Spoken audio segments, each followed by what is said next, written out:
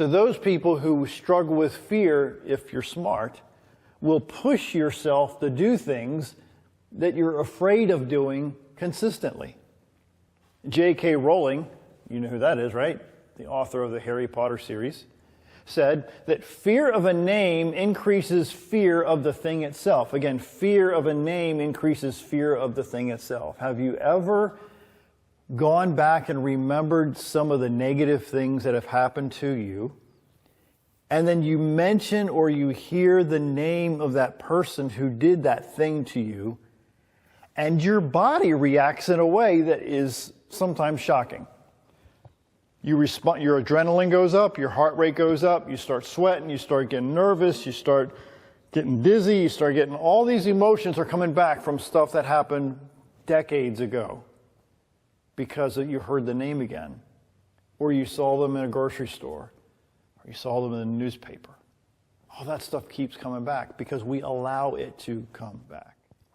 I suggest to you, and I will suggest to you over and over in this show, that you and I need to constantly battle the fear that has been holding us back if we truly want to overcome the fear.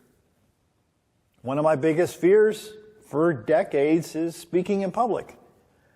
Speaking in front of a camera was terrifying to me for a very long time. Until I realized that if I don't start changing my mindset about this fear, this terror that I was dealing with, that I was not going to be able to jump into the water. I was not going to achieve some of the goals that I had to achieve, because in order to get to the goals that I had to achieve, I had to get through that part to get there. I had to get through the part of being able to speak in front of people, being able to speak in front of a camera to get to this next goal. I had to go through 1 and 2 to get to 3, right? So do you. So if you want to get to a certain goal, then you have to get through these hurdles, these bumps in the road, these mountains that seem like you can't even climb them, if you want to get to that ultimate goal that you really have a desire, an ache in your heart to really do these things. You and I have to face fear consistently. So for me, my kids tease me about it all the time. They say, Dad, you talk to everybody anywhere.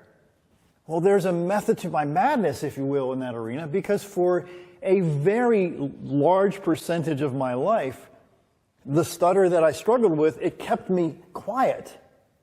So in order for me to continue to work on that and to continue to critique that and to attempt to get more fluent, how do I do that? I do that by talking to people. If you want to be an artist, you're not going to wake up one day and be an artist, are you? You're going to become a great artist by doing art. And 90% of what you are going to create is going to be garbage. But as you get better at it, it's going to get more beautiful. Are you going to continue to allow your fear to stand in your way from achieving some extraordinary successes in your life? Or are you continue to make excuses for that fear, that terror, that potential fear of embarrassment, maybe the fear of failing, maybe the fear of becoming a failure, maybe the fear of not succeeding, from keeping you from doing some things that can take you in a direction that will open doors of opportunities that you can't even possibly see today.